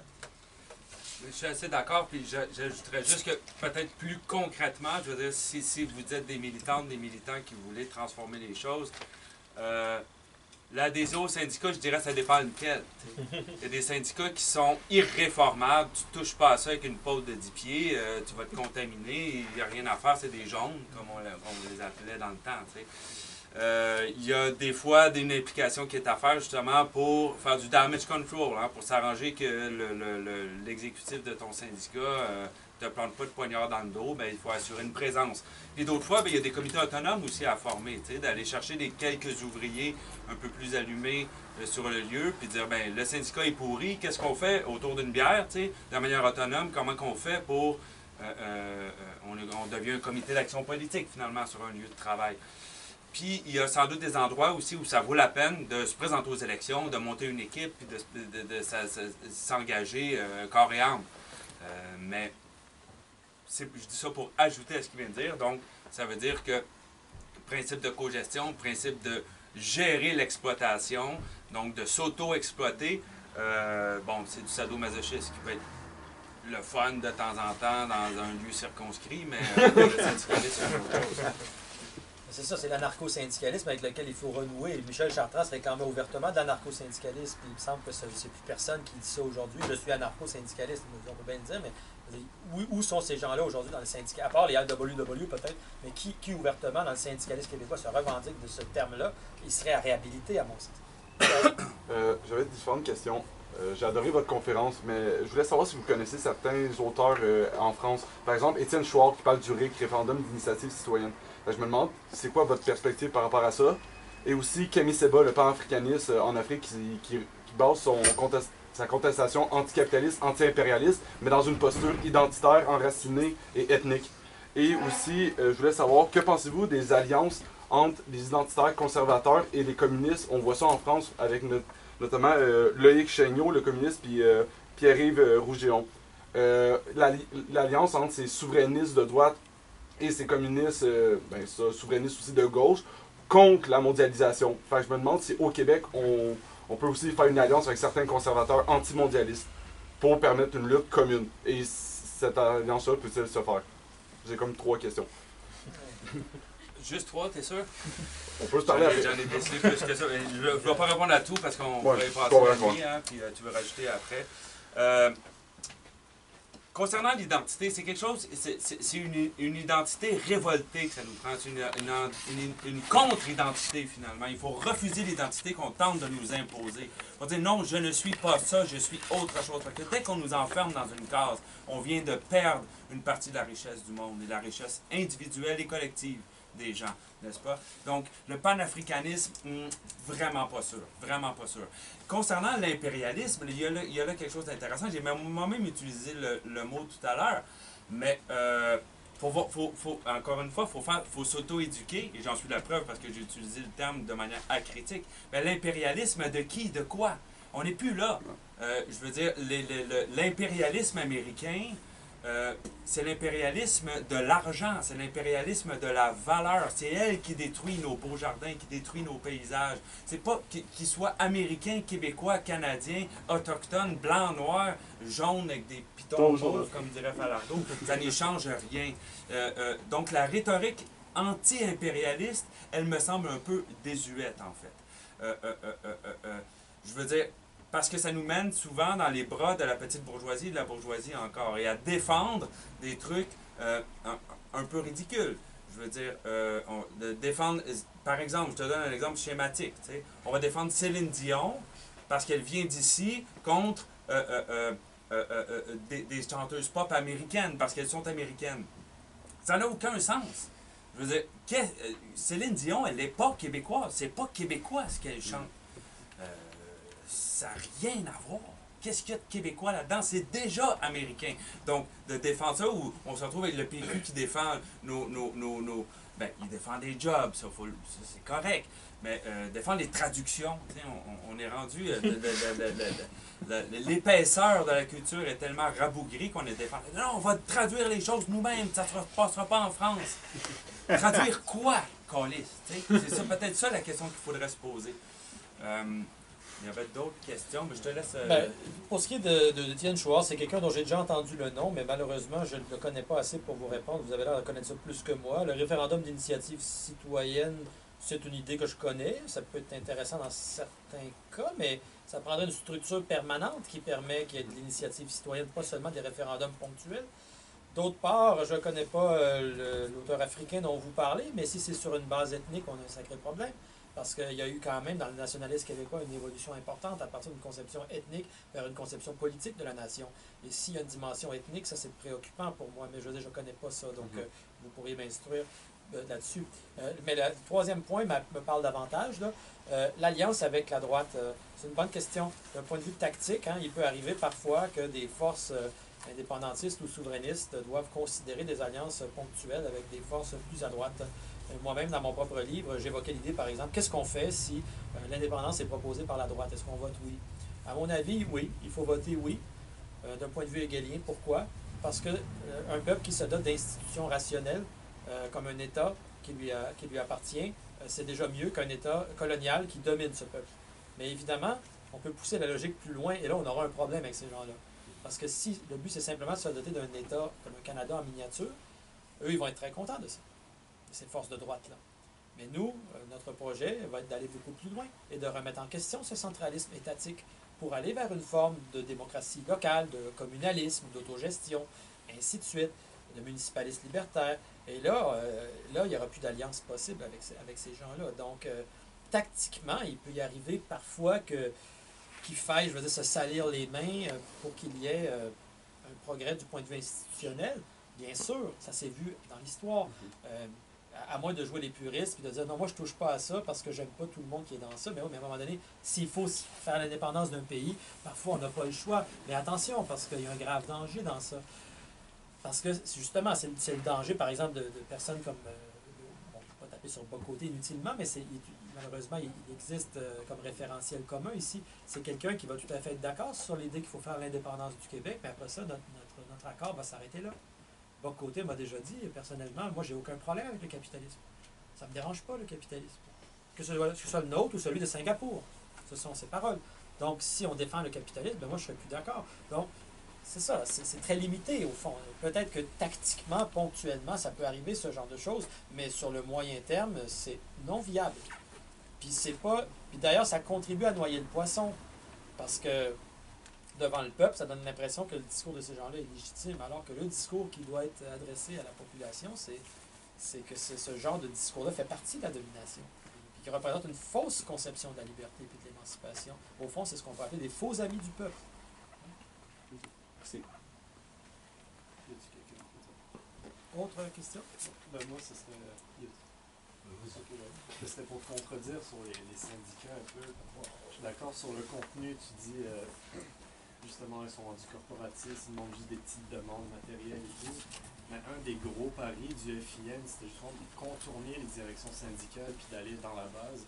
Là, c'est pas vrai du tout que le monde savait pas où était leur place et tout. Avec Martin, on l'a vu, puis on y allait avant. Il nous expliquait des trucs que même nous, on comprenait pas. Leur place, comment ça marche dans une usine, c'est quoi la hiérarchie, c'est quoi leur hiérarchie au plan large, quand le gouvernement fédéral les utilise avec des subventions, leur enlève, leur donne. Fait que, nous, on y allait dans le sens, on veut créer des espaces de rassemblement, faire converger les luttes. Aujourd'hui, c'était un exercice faire ça, mais eux ont plus à nous apprendre que nous, on a à prendre la tête de ça, puis dire on y va. C'est au contraire, c'est eux qui ont tout à nous apprendre. Sinon, une question pour vous deux. Qu'est-ce que vous pensez dans une stratégie indépendantiste qu'un parti justement se présente, style RIN ou ON, sachant très bien qu'il n'y a aucune chance de prendre le pouvoir, mais qui est là pour imposer des idées, mettre les gens au pied du mur dans le Parlement, puis leur dire bon, on va parler de ça. Puis pour contrer aussi les impasses des partis politiques, tu disais si la droite propose l'indépendance, on doit voter oui, non. Moi je pense que la droite ne peut plus proposer l'indépendance, puis QS est né de ça. QS reproduit d'autres impasses, mais c'est un autre débat. Qu'est-ce que vous pensez justement de la stratégie de mettre un parti dans une perspective de lutte totale, parce qu'on lutte partout, puis le parti est là pour être le chien de garde de nos idées? Ben, sans vouloir répéter ce que j'ai dit tout à l'heure, c'est que j'ai l'impression que le parti dont tu parles, il va être gobé par la machine. On fait pas, on n'est pas seulement, c'est pas abstrait pour reprendre les termes d'Éric, tu sais. On se bat contre une presse qui est contre nous. On se bat contre des idées qui sont incarnées dans la culture générale, tu vois. C'est pas juste de prendre le pouvoir à un endroit puis là on vient de créer une faille. J'y crois pas tellement. Je pense que justement s'il y a une faille, ça va être parce qu'il va y avoir ce changement-là au niveau idéologique, au niveau culturel qui va précéder ce changement-là. Donc oui, un député ou un parti, mais qui va changer les structures même de la patente, qui va changer du même souffle qui sera élu, va changer les structures. Parce que sinon, on va se retrouver avec un représentant, un radical au sein de l'Assemblée nationale, qui va être un indépendantiste pur et dur, qui va être un très, très, très à gauche, un Pierre Bourgault des temps modernes, si tu veux. Mais il va être là justement pour japper constamment, soit ça, ou soit qu'il va être gobé par le système, parce que pour que le parti grandisse, il va falloir qu'il trouve une respectabilité au sein de ses adversaires. C'est dans les yeux de nos adversaires qu'il faut être accepté pour faire des gains politiques au Québec. Donc, je pense beaucoup plus qu'une politique d'opposition radicale, sans compromis, qui va faire pleurnicher comme des madeleines l'ensemble de la presse et l'ensemble de la classe politique, me semble beaucoup plus intéressant à ce stade-ci. Après, un parti qui changerait les structures, oui, peut-être, ça pourrait être intéressant. Et puis, concernant... je voulais juste revenir sur une chose. Je pense qu'on ne peut pas le faire ce soir, on n'a pas le temps. Vous pourrez réinviter des gens plus intéressants que moi pour le faire. Mais il y a des distinctions à faire. J'ai parlé de nation, peuple, prolétariat. J'ai fait du mieux que je pouvais pour démêler ça. Mais aussi le concept d'indépendance, souveraineté. Qu'est-ce que ça veut dire? Moi, souvent, quand j'ai des indépendantistes purs et durs, là, qui vont voter pour le PQ jusqu'à temps qu'ils soient morts, puis peut-être même au-delà. Le parti va être mort, ils vont encore voter pour eux, puis eux vont être morts, puis ils vont encore voter pour le parti qui, lui aussi, est mort. Tu vois, genre. Mais l'indépendance, de quoi? De quoi on parle? Ça a l'air niaiseux, mais... c'est une question fondamentale. Si moi, il s'agit de l'indépendance, comme je vous l'ai dit, si vous me suivez, sans être d'accord, si vous suivez mon raisonnement, l'indépendance du peuple, ça m'intéresse. L'indépendance de l'État, rien à faire. Pour ça que, pour moi, pour ça que je peux dire, par exemple, de manière un peu provocatrice, que la droite n'est pas indépendantiste. Et elle ne le sera jamais. Tout comme elle ne sera jamais contre la mondialisation. Tu vois? On vit dans une société où la religion dominante, c'est celle du capitalisme. on croit sincèrement et on est imprégné jusque dans notre corps de ça, que l'accumulation éternelle de profits, c'est la seule manière de vivre en collectivité. Tant aussi longtemps qu'on va avoir cette croyance-là, notre critique va tomber à plat, notre critique va être minée par cette croyance-là. Et quand je dis ça, et si vous le dites dans l'espace public, vous allez vous rendre compte, hein? Vous voulez abattre la marchandise, vous voulez abattre le travail abstrait, vous voulez abattre la société du spectacle, abattre la hiérarchie capitaliste, abattre l'exploitation, vous passez vraiment pour un athée au Moyen Âge. N'est-ce pas? C'est inconcevable. Il faut le concevoir. Il faut de plus en plus le concevoir. Puis mettre en place une alternative à cette bêtise qui nous mène de plus en plus vers la fin de la vie telle qu'on la connaît. Je ne vais pas répondre à tout, mais je t'en laisse un peu. Sur ce qui était dit là-dessus, sur le parti qui jouerait l'espèce de rôle là, de... Tu sais, Proudhon s'était présenté au Parlement à quelques reprises, il faut rappeler ça quand même, avant de théoriser le fédéralisme. Il s'est rendu compte que c'était une impasse, mais Lénine aussi disait ça à un moment donné. Il faut se présenter à la Douma pour qu'il y ait une fonction pédagogique, comme tu disais, que nos idées soient entendues, et d'autre part pour montrer au peuple que c'est une impasse, qu'on a beau s'agiter dans cet endroit-là et que ça ne fonctionne pas. Parce que si on ne le fait pas, les gens vont dire « Mais pourquoi vous n'essayez pas de prendre le moyen du parlementarisme? » Ben, on l'a essayé, puis ça ne fonctionne pas. Regardez, on vient de le faire pendant 2 ans. Sinon, on a l'impression de sauter tout de suite en 3e vitesse. Alors que si on a cette chose-là, on peut dire par la suite, on l'essaye, mais c'est bloqué. Donc là, on peut proposer par la suite l'autre alternative à laquelle moi j'insiste, sur laquelle j'insiste depuis tantôt, de dire qu'il faut construire des formes d'auto-organisation locale. Une fois, j'étais à Charlevoix, mes parents habitaient là-bas, il y avait des Belugas qui étaient menacés de l'autre côté par un port métallique à Kakuna, je pense. Et je disais ça aux gens dans le village. Les Belugas sont menacés de l'autre côté. Ils me disaient, de quoi tu parles? Ça se passait de l'autre côté, tu prends le traversier à Saint-Siméon, ça prend 20 minutes, tu es rendu de l'autre bord, peut-être plus d'une heure. En tout cas, c'est l'autre côté. Puis c'est là, tu le vois par la fenêtre. Les gens n'avaient aucune idée. Comment se fait-il qu'il y ait un tel décrochage de la réalité locale? Parce qu'il y a eu une captation, comme je disais, de la politique par des mécanismes centralisateurs. Dans les dernières décennies, il y a eu une destruction du peu de choses qui existaient au niveau de la démocratie locale, même si ce n'était pas des trucs comme les clés, les crés, les petites instances qu'il y avait au niveau local pour la concertation. Tout ça a été éliminé, une sorte de centralisme. Bon. Donc là, je dis, ben, au fond, de la même façon que les élections, c'est une fois aux 4 ans, c'est pas suffisant. Comment est-ce qu'on peut créer, avec Paulo Freire en tête, là, une sorte de pédagogie, mais plus qu'une pédagogie, une auto-organisation locale qui n'aura pas qui va faire l'inverse du parlementarisme. Le parlementarisme active la collectivité locale une fois aux 4 ans, poser des pancartes, on élit un député, on se couche, bonsoir, puis on ne vous reparle plus pour 4 ans. C'est l'inverse qu'il faut faire. Il faut s'activer en tout temps, sauf le jour des élections. C'est le jour des vacances. C'est-à-dire que c'est ça, réactiver la politique, non pas de manière consultative. Puis peut-être juste un dernier mot. Tu sais, Bernie Sanders, à un moment, il y avait un conflit avec Bookchin parce que Bernie Sanders s'était présenté comme maire socialiste de Burlington au Vermont. Et Bookchin avait dit on devrait mettre des assemblées dans la ville qui vont être décisionnelles, où les citoyens pourront décider, puis toi, le maire, ben, au fond, tu vas prendre ça après. Sanders a dit oh, quelle bonne idée, des assemblées consultatives. Donc, on va consulter les gens, mais après ça, c'est quand même moi qui va décider, parce que c'est moi le maire, c'est moi qui ai le pouvoir.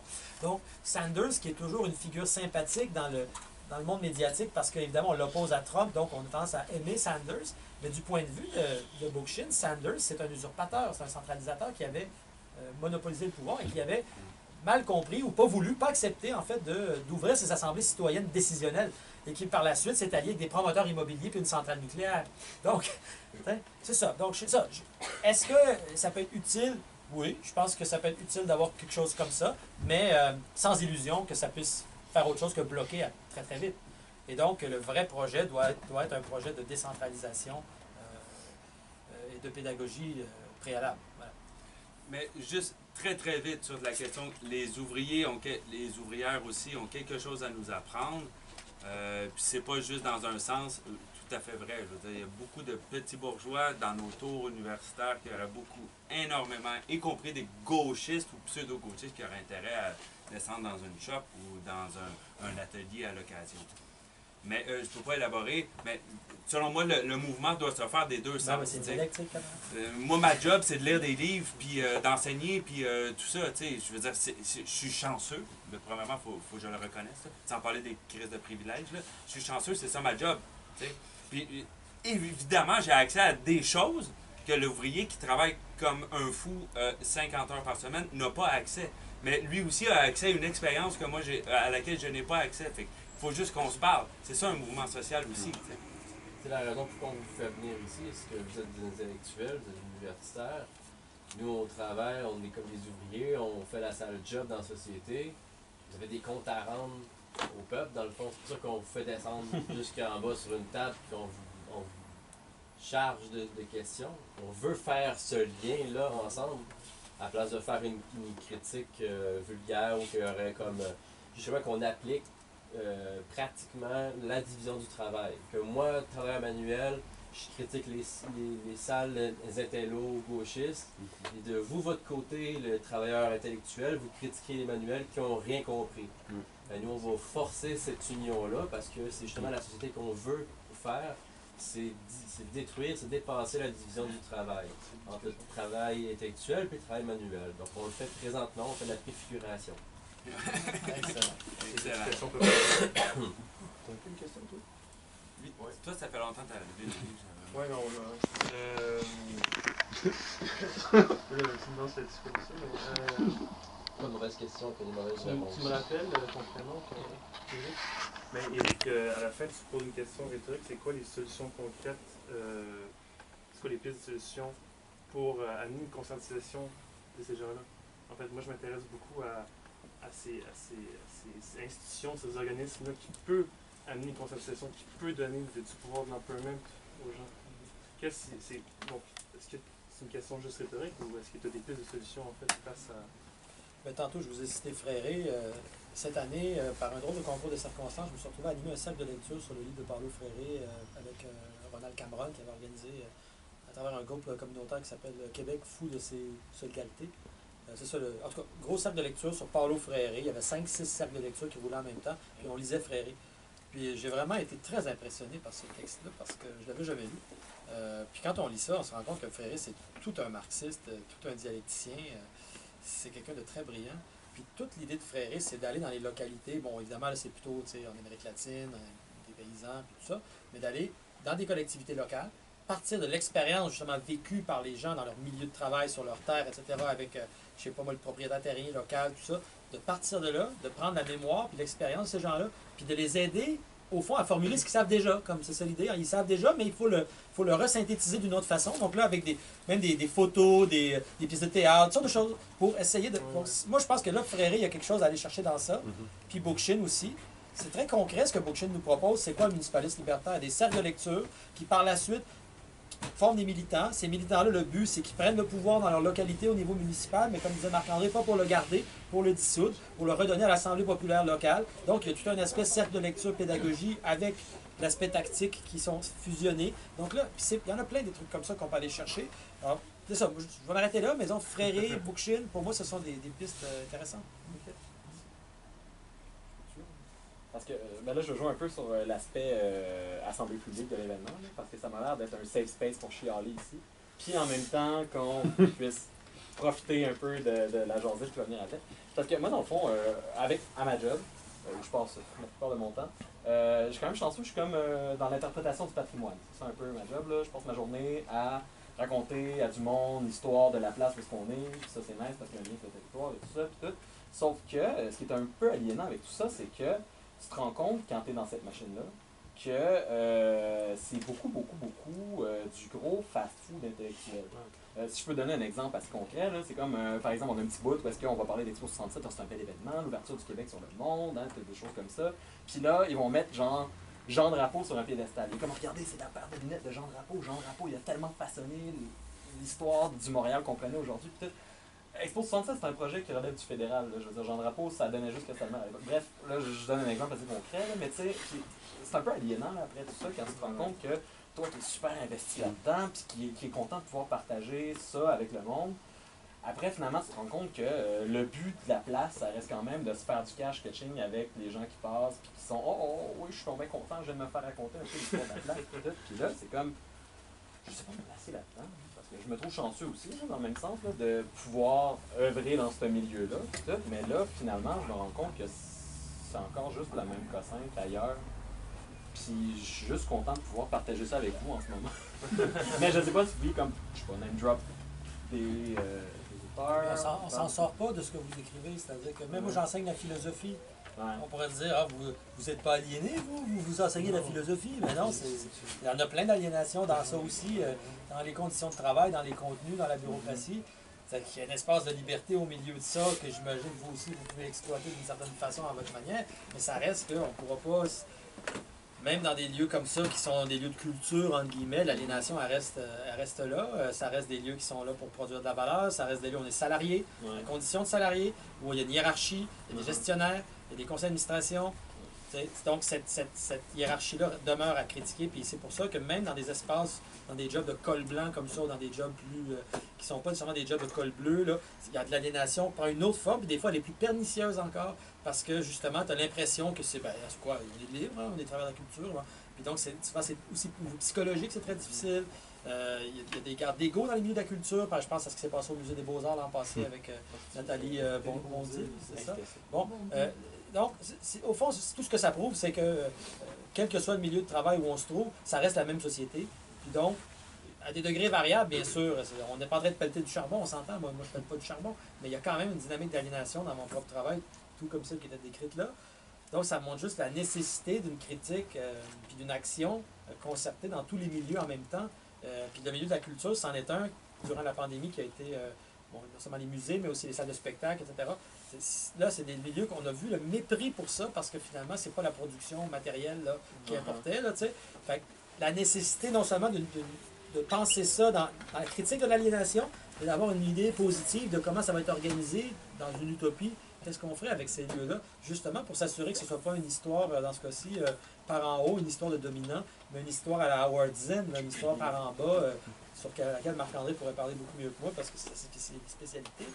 L'histoire des vaincus, la mémoire des vaincus, au fond, c'est lui qui m'a parlé de ça en premier, je pense, dans ma vie. J'aimerais que genre un sous-texte dans la discussion que tu viens d'apporter, parce que dans le fond, tu dis, il y a une part consciente de ce que je fais, il y a une part inconsciente que je me fais investir. Puis si vous discutez sur la critique du parlementarisme, pourquoi que des gens de gauche et de bonne volonté finissent par faire ce qu'ils dénonçaient, puis pourquoi que telle institution que tu peux pas simplement t'investir en elle puis la changer, mais c'est plutôt l'inverse, c'est l'institution qui va s'investir en toi et qui va te changer. Pour ça vient aux fondamentaux de la philosophie, surtout de ce que Karl Marx parlait. On va résumer ça grossièrement, c'est ton existence, ben, c'est ce qui détermine ton esprit. C'est-à-dire, tu penses ce que tu penses parce que tu vis ce que tu vis. Dire comme ça. C'est-à-dire, tous les gens qui vont traverser, mettons, un parti politique ou un syndicat ou un lieu de travail en disant « Moi, je ferai les choses différemment. Moi, ça se passera pas comme ça. » Ben, donne-leur leur temps. Je veux dire, tu vois ce qui se passe avec la social-démocratie en Occident, en particulier, Québec solidaire. Ils font un pari. C'est celle de changer le monde dans un système qui travaille contre eux autres. Ils s'en vont au Parlement, ils se font investir par la culture du Parlement. Ils finissent par faire ce qu'ils dénonçaient, ils finissent par se mettre de veston cravate, ça c'est ce qu'on voit, ce qui est en apparence. Là. Puis là, il fait ses beaux discours, mais concrètement aussi, tous les trucs, moi je ferais du budget participatif, je vais faire des assemblées, il les fait pas. Son budget participatif qu'il promettait aux élections, il l'a pas fait. Puis pourquoi? C'est pas parce que c'est un mauvais gars. Au final, les individus, dans le sens, on s'en crisse, les individus, c'est pas ça qui est déterminant. C'est où est-ce que tu travailles, où est-ce que tu vis. C'est ça qui est intéressant à regarder. Puis je sais pas, c'est ça que vous disiez tout le long de vos critiques. Vous disiez, partout où tu vas, il y a des institutions, puis derrière les institutions, il y a une culture particulière de l'institution. Puis c'est ça qui va t'investir. Il faut toujours être conscient, puis être critique de ça, puis regarder ça avec une distance critique. C'est ça, la distance critique, mais pas non plus retomber dans une espèce de gauchisme, là, comme le dénonçait Lénine. C'est-à-dire que j'ai des idées pures extraordinaires, puis peut-être que moi je tombe là-dedans, hein? Autocritique, tout révolutionnaire et tout critique. Mais d'avoir des idées pures, ultra radicales, là, n'est-ce pas? Hein? Ça fait beau, c'est des belles patchs, tu sais, puis c'est convaincant, puis de fuck le système, moi je veux rien savoir, un peu comme les dandys, ou je sais pas trop, tu sais, qui vont parfaire leur esthétique révoltée sans jamais se mouiller réellement, sans jamais faire de vraie politique, ce qui implique des compromis, ce qui implique que ça pue, c'est sale, puis des fois, il faut que soit un peu machiavélique aussi, tu sais, puis que, bon, etc., etc. Donc, tout ça pour dire que faut partir de la société telle qu'elle est. Elle nous fait face, elle nous enserre, elle nous opprime. On n'a pas le choix de partir de là. Par exemple, moi, je me définis comme anarchiste, ben, plus spécifiquement comme socialiste libertaire. J'ai ça, on s'en fout. Tout ça pour dire, je suis contre l'État, OK? Mais l'État, aujourd'hui, ici, maintenant, c'est plus comme dans le temps de Proudhon, de Bakounine, puis de Louise Michel. L'État, il est partout. Tu peux pas marcher 5 pas dans la rue sans faire appel à l'État d'une manière ou d'une autre, n'est-ce pas? Par-en aux policiers, tu peux pas marcher un coin de rue, ils vont trouver quelque chose, s'ils veulent t'arrêter, ils vont t'arrêter, nécessairement. Hein? Là, je parle pas du système de santé, d'éducation. L'eau qu'on boit ici, si je suis certain qu'il n'y a pas d'ammoniac dedans, c'est parce que, un, je suis pas à Rouyn-Noranda, et puis de deux, parce que l'État est là, puis il a checké ça, tu vois ce que je veux dire? L'État, il est partout. Donc, il faut partir de ce constat-là, même si on veut le détruire, donc il faut le détruire à partir de lui-même. Sinon, on est dans l'utopie, dans son sens négatif, pur. On est dans le gauchisme, on est dans l'abstraction totale, puis on a nos petits groupes ultra révolutionnaires qui sont 3-4, puis qui s'astiquent le bambou, puis qui se pichent des livres comme des singes dans une bibliothèque constamment, mais qui n'ont aucune prise sur le réel. Tu vois. Le mot important qui a été dit, c'est le mot d'institution. S'il y a une chose fondamentale, c'est ça. La gauche n'aime pas les institutions parce qu'elles sont vues comme des sources d'oppression. Moi, j'ai fait ma thèse de doctorat sur l'importance de penser ce que c'est qu'une institution. C'est quoi une institution qui produit la liberté? Puis si celles que nous avons aujourd'hui sont des mauvaises institutions, et elles le sont, notamment l'État capitaliste et d'autres institutions, l'université capitaliste est une mauvaise institution, l'université naufragée, les musées capitalistes sont des mauvais musées. Bon, mais ça serait quoi ce que Bookchin appelle des contre-institutions? C'est quoi les institutions que nous, on va produire pour remplacer le régime? Et pour ne pas parler trop longtemps, juste dire que c'est hallucinant, la disparition de ce genre de réflexion, sauf sous la forme purement négative d'un genre de foucaldisme mur à mur, où abat toute forme d'institution, c'est méchant, d'accord? Mais je veux dire, c'est la prison, c'est si, OK, mais on fait quoi? On remplace par quoi? Puis deuxième problème, la disparition de la question du régime. Il n'y a plus de critique du Canada colonial. Ça disparu. Dans les années 60-70, il sortait un livre à la minute sur ce sujet-là, de comment fonctionne le régime canadien, c'est quoi les classes sociales dans le Canada, c'est quoi les institutions, comment ils fonctionnent. Il y en a encore qui font ça, mais dans le mainstream, c'était non seulement disparu que la question du régime, c'est une discrédité. Puis c'est là où on voit qu'il y a une... Sidonie Parenteau disait ça aussi dans ses livres sur le républicanisme, c'est que penser le Canada, c'est penser un régime politique, c'est un ensemble institutionnel. Puis comment est structuré cet ensemble institutionnel au niveau juridique, normatif, institutionnel, puis par quoi on peut le remplacer. T'sais, Dardeau et Laval sont dans les rares qui ont voulu, dans leur livre sur le commun, poser une réflexion sur c'est quoi, quand on est de gauche, produire des normes, puis produire aussi des nouvelles institutions. On pourrait débattre avec eux de quelles sont-elles exactement, mais le souci de poser la question en termes, disons, normatifs, et institutionnel, c'est quelque chose de très peu commun. Parce qu'aujourd'hui, comme je disais tantôt, on préfère penser en termes d'émancipation de l'individu, à l'égard de toute forme de norme. Au fond, vous ne me direz pas quoi faire, etc. Je veux me fonder moi-même. C'est mon sentiment qui fera office de vérité. Mais dans ce genre de pensée-là, il n'y a pas de place pour une réflexion sur qu'est-ce que c'est une institution, c'est quoi une mauvaise médiation institutionnelle, qu'est-ce qu'une bonne médiation institutionnelle ou une contre-institution alternative.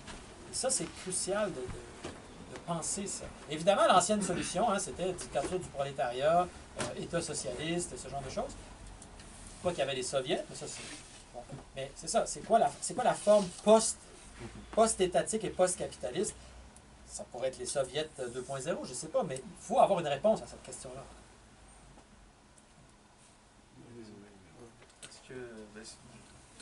Est-ce que la réponse, je tente de penser en même temps que j'écoute ce que vous dites, mais moi, par exemple, je j'étudie pour devenir technicien en travail social, puis je m'intéresse beaucoup aux organismes communautaires.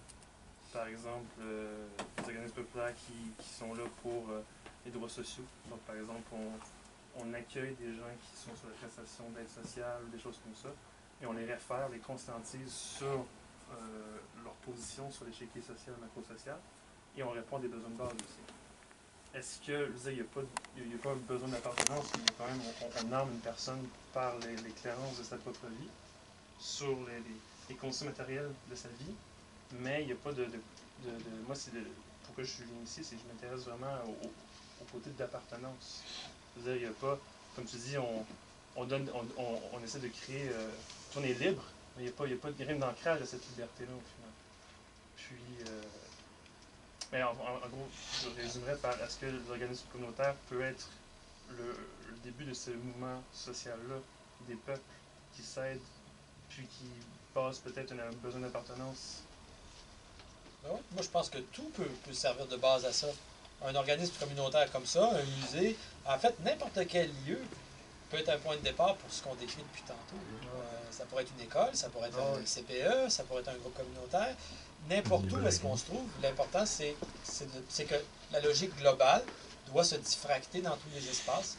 Donc, la jonction entre le social, le national, puis le projet politique, ben, il se traduit. Si moi, je gère une librairie, par exemple, je ne la gérerai pas de la même façon. Si j'ai ça en tête, mes choix ne seront pas les mêmes que si je n'ai pas ça en tête, par exemple, ou n'importe quoi. Au fond, même un restaurant, à la limite, pourrait... Au fond, c'est ça l'idée, c'est que le particulier va s'inscrire dans l'universel. Donc, si on a un groupe communautaire à la sauce néolibérale, qu'est-ce qu'il va faire? Il va outiller les individus pour les lancer dans la jungle capitaliste en disant, ben vas-y, maintenant, trouve-toi un job, puis il va juste les larguer dans ça. Mais un groupe communautaire qui pense dans une perspective style Paulo Freire, émancipation, révolution, etc., il va faire un travail tout à fait différent. Mais ça pourrait être la même réflexion pour n'importe quelle autre institution ou espace. Un espace artistique, une usine. Ouais, exactement. Tous ces espaces-là sont nécessaires et doivent être réinvestis.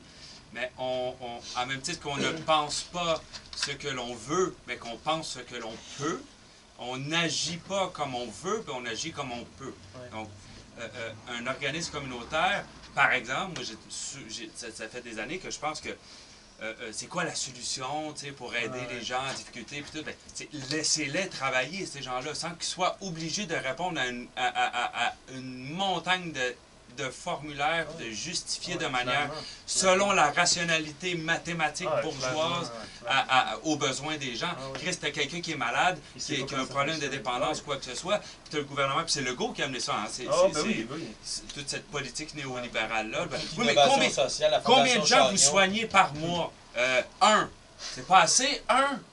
Tu sais, retourne dans ton jet privé, puis calisse-nous patience, là, je vais en sauver une vie. Ça devrait être assez. Une vie pour une vie. Hein? Ouais, on revient avec les Corses. Solution plastique. Je me demandais, que pensez-vous aussi des mouvements indépendantistes qu'on voit? Oui, ça va être une grosse split. Donc, Écosse, Catalogne, puis l'Alberta. C'est-à-dire, je sais, c'est complètement différent, mais ça reste des vocations souverainistes, indépendantistes. Fait que je me demandais, c'est quand même trois mouvements assez contradictoires. T'as l'Écosse qui veut rester dans l'Union européenne, t'as la Catalogne qui se sont fait matraquer puis le monde n'a rien dit, puis t'as l'Alberta, c'est juste par réaction à le Québec a tout, puis nous on n'a rien. Fait que je me demandais comment agencer ces luttes de libération. Mais là, je sais pas si l'Alberta c'est une lutte de libération. C'est ça, exact. Je veux savoir. C'est la preuve que ça peut mener un peu n'importe où. Exact, c'est ça. Je te dis. Mais c'est un désengagement. moi, je connais très bien le mouvement indépendantiste catalan. Je peux te dire que quand j'étais jeune, j'ai voyagé là-bas, puis en tant qu'indépendantiste, je l'étais encore plus à l'époque qu'aujourd'hui, parce que comme tout le monde un peu, c'est ça un peu, c'est l'écologie, je pense, qui prend vraiment le dessus, qui chapeaute en fait l'ensemble des projets. Quoi qu'il en soit, j'ai vu là-bas une gauche radicale, mais des punks, là. Et au Pays Basque, c'est la même chose. Vraiment, qui ont développé une contre-culture indépendantiste et socialiste. Je me souviens de spectacles, mon vieux, des bannières féministes en catalan dans une salle communautaire, des bannières socialistes, avec toutes sortes de kiosques communautaires ou de groupes politiques qui vendent de la bière pour se financer. Puis le show, c'est un groupe de Madrid, c'est un groupe basque, puis c'est un groupe catalan. Fait que imaginez ici des Ouais. bannières avec des étoiles rouges, des drapeaux rouges, puis les chanteurs de Oi Oi, plein de tatous, tout ça, qui chantent l'indépendance avec un gros cri de drapeau rouge, puis les feux d'artifice. Au Québec, ça serait un groupe québécois, Ouais. ça serait un groupe de Halifax, Ouais. supporters de la cause, puis un groupe autochtone. Tu sais, j'ai jamais vu ça au Québec. Tu vois, on n'a pas atteint puis en fait, c'est une question de fucking confiance. Ouais, c'est ça. T'es tellement sûr que ton projet est juste que tu dis, ben oui, amène-en des Anglais dans notre gang. Ouais. C'est pas la langue le problème. Pas juste ça le problème, en tout cas. Ouais. Tu vois. C'est une question sociale. Fait que s'ils nous appuient, ben, come in, Ouais. comrade. Ouais. Mais ça prend les reins solides pour faire ça. Il faut que tu aies confiance en ton projet. Puis je pense que le mouvement indépendantiste n'a jamais réussi à développer cette colonne-là. Mais c'est le portrait du colonisé. On n'a pas confiance en nous parce qu'on se connaît pas. C'est pour ça que je parlais de ton enracinement tantôt. Il faut que tu connaisses c'est quoi qui pousse ici. Il faut que tu ailles voyager. T'sais. Moi, je dis toujours, avant de voyager à l'extérieur du Québec, je veux connaître mon pays avant. Je veux connaître les cultures. Je veux connaître la diversité qu'il y a. Puis une fois que là, tu peux monter la tête haute et dire, ben oui, je suis québécois, c'est quoi ton problème? Parce que tu t'enracines. Fait il y a ça qui manque au Québec. Oui, tout à fait. Mais je pense que tu développes ton enracinement en voyageant. Ouais. Tu comprends Ouais. c'est Oui, quoi oui. un Québécois, tu l'as d'en face, Parce c'est que quoi un tu l'as Québécois par quand la- t'en as plus devant toi. Ben ici comme ailleurs. Oui, oui. Par oui, l'altérité ailleurs. Ça, Ouais. mais Exactement. mon point, c'est juste que ça va dans les deux sens. Ouais. Je me suis jamais senti aussi québécois personnellement À l'extérieur. qu'à l'extérieur, surtout Ouais. au Canada. Ouais. La- Puis,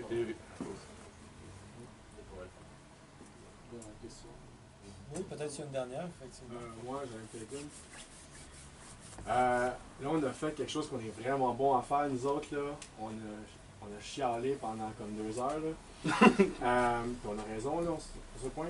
Mais y aurait-il quelque chose de positif que vous pourriez dire? Pas nécessairement par rapport à la dernière élection, on est tous d'accord que c'est la crise de merde, mais je veux dire, y a-t-il quelque chose de. Tu sais, mettons, regarde, les jeunes ici, là, ils ont 10 ans plus jeunes que moi, ils viennent de partir un nouveau mouvement, tu sais. Puis, tu sais, je sais pas, il y a juste quelque chose de positif.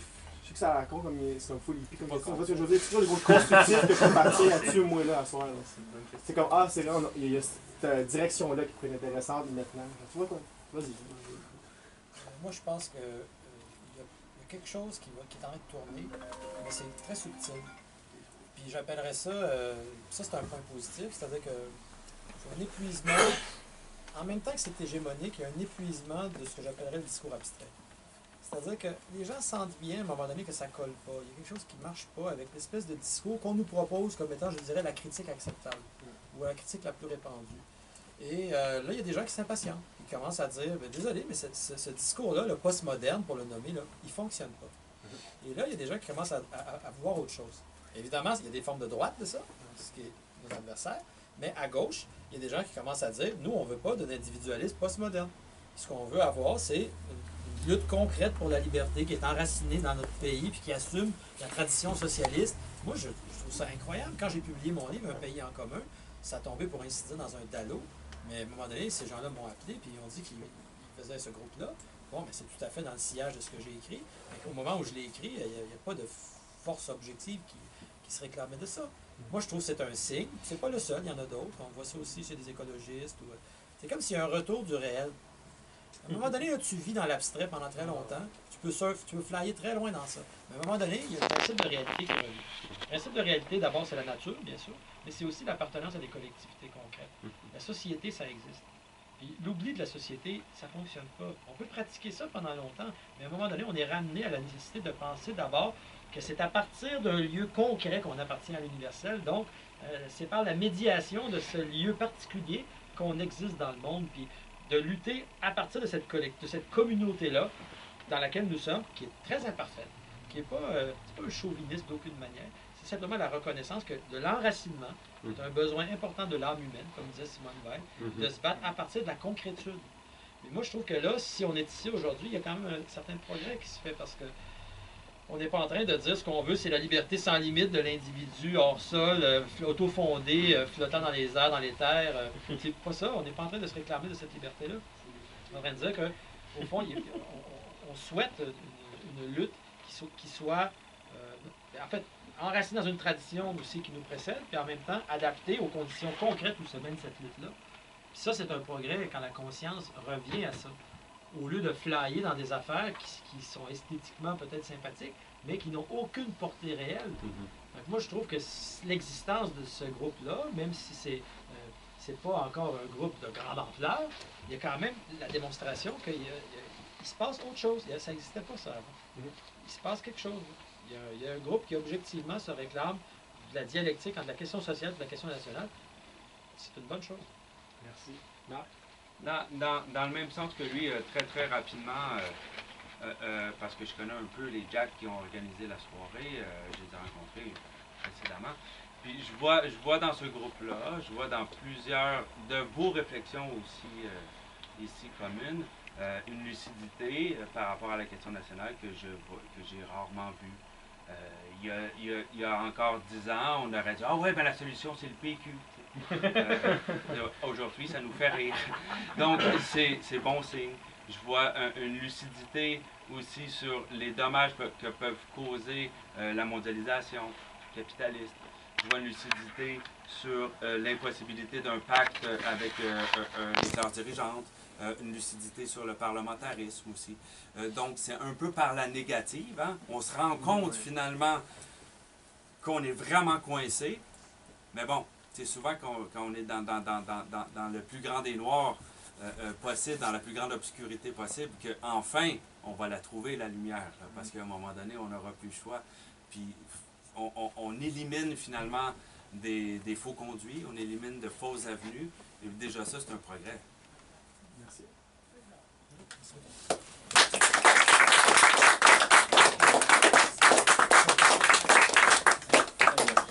Et voilà, je vous remercie d'être avec moi. C'est des livres que le monde Soit je poursuis ce soir avec Annie Ernaux, ou simplement je vous dis à demain. Je vais voir ce que je vais faire. Merci.